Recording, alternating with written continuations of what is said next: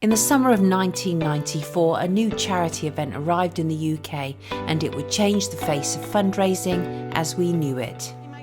That event went on to be one of the most successful formulas in charity fundraising and has been copied over and again. For many who take part, it is an opportunity to remember loved ones, to raise funds for something dear to their heart, or just to celebrate themselves. The charity at the heart of it, Cancer Research UK, is a world leader thanks to it, and successive CEOs have been awarded by the British establishment. In fact, everyone has benefited, except the man who created it.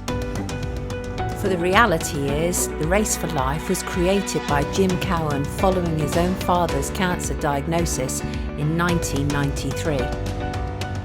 Curiously, that's not something that Cancer Research UK want people to know. Everybody thinks their own father is a great man, but I learned a lot of life lessons from my dad. I honestly believe he was a great man.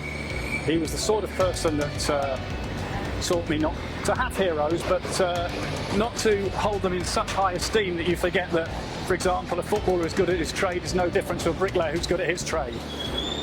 So he taught me to have a very level-headed way in which I treat all people from all walks of life and all classes within society. That in itself should be a legacy, but I don't know how you shout about that. But I know that when he was diagnosed with terminal cancer, I just felt there had to be a landmark for him, something that said John Cowan was here. So obviously there's quite a jump from my father having diagnosed with cancer to creating an event that was initially for women only. But that jump happened when I started researching what was around there in terms of fundraising events. Heavily involved in athletics at the time, and I noted that a lot of road running events were very male dominated, so often up to and upwards of 90% of the fields were men. They were extremely competitive, although people called them fun. Unless you're a very good athlete, they weren't fun. And also for those less fit people that wanted to take part in fundraising events, there was very little under 5 miles in distance. 5,000 metres back then was a track distance for elite runners. So I combined all of that, I spoke to people, did a lot of research and came up with the idea of a 5k fun run accessible to all. So then I had a discussion with a good friend of mine who coincidentally had just started temping at what was then Imperial Cancer Research Fund. She came back to me and said, it's a great idea, here's the person at ICRF that you need to contact. That person was somebody called Jill Baker, who was their national events manager, now under the married name Jill McRae. I wrote to her outlining the idea and why I'd come up with it. She got back in touch, we arranged a meeting, and she later confirmed the idea as my own on the Imperial Cancer Research Fund letterheaded paper. The event was in 1994 in Battersea Park. The people at Battersea Park were very helpful. It was held with a view to holding 6 events the second year, 12 events the third year, and then the idea was to build it on so that at a minimum there would be one in every county and every city, and it would grow from there depending on the demand. After that first event I started work on prepping the second year and got a phone call from Jill McRae basically saying thanks for the idea, bye-bye.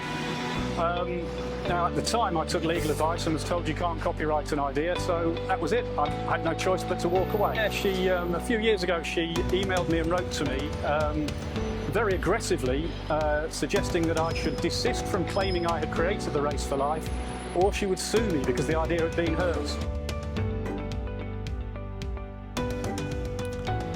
So you may be wondering at this point, what is Cancer Research UK's position on this? Well, for the first 2 decades of Race for Life, the charity credited various sources for the idea, including Jill McRae, but as of late they say there is not one creator. I contacted Cancer Research UK Public Relations this week. I wanted to know if that had changed. The PR said she would find out and get back to me. She didn't. Given that Jim's Race for Life creation was inspired by his own father's cancer diagnosis, it seems fairly atrocious that the leading cancer charity fails to acknowledge this. I'd like Cancer Research UK to step up, be honest, acknowledge that mistakes were made. For Jim, it's not simply a case of being recognised for something he created. Yeah, well, it's more than that, it's also my father's legacy.